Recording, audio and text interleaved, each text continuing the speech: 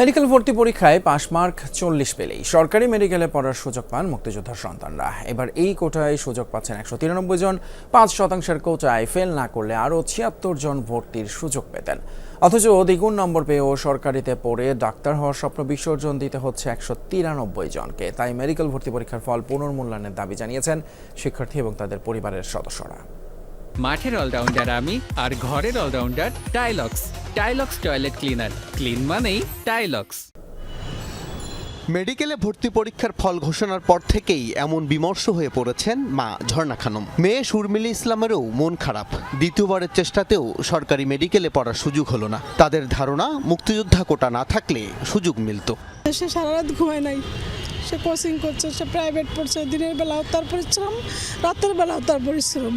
তো সে পরিশ্রম এবং তার মেধার যদি কোনো যাচাই না থাকলো, মূল্যায়ন না থাকলো, তাহলে লেখাপড়া করে লাভ কি? কষ্টটা বলে প্রকাশ করার মতো না, বাট যে কষ্ট পায় সেই বুঝে। আর যাদের সাথে এমন হয়েছে তারাই বুঝতেছে যে আসলে কতটা কষ্টের। শুধু পাস মার্ক তুলেই 193 জন মুক্তিযোদ্ধা কোটাধারী না থাকলে জায়গা হতো, এমন ভাবনা শর্মিলীর মতো অনেকেরই। মেডিকেলে পড়ুয়া শিক্ষার্থীরা মনে করেন কোটায় সুযোগ পাওয়াদের সংখ্যা যত কমই হোক তা মেধাবীদের জন্য পীড়াদায়ক। যদি একজনও মুক্তিযোদ্ধা কোটার মাধ্যমে কোথাও চান্স পায় তবে সেটাই নেক্কারজনক একটি ঘটনা। একজনের 1% কি 0.1%ও কোটা থাকা উচিত না। শহীদ মিনারের পাদদেশে এক বিক্ষোভ থেকে সোমবারের মধ্যে মেডিকেল পরীক্ষার ফলাফল বাতিল সহ নতুন ফলাফল প্রকাশের দাবি জানিয়েছে মেডিকেল শিক্ষার্থীরা। অন্যথায় মঙ্গলবার থেকে কঠোর আন্দোলনের হুঁশিয়ারি তাদের। তাহলে মেধার ছাড়া যারা আসছে তারা কতটুকু ভালো চিকিৎসা দিতে পারবে বা কতটুকু ভালো ডাক্তার হতে পারবে।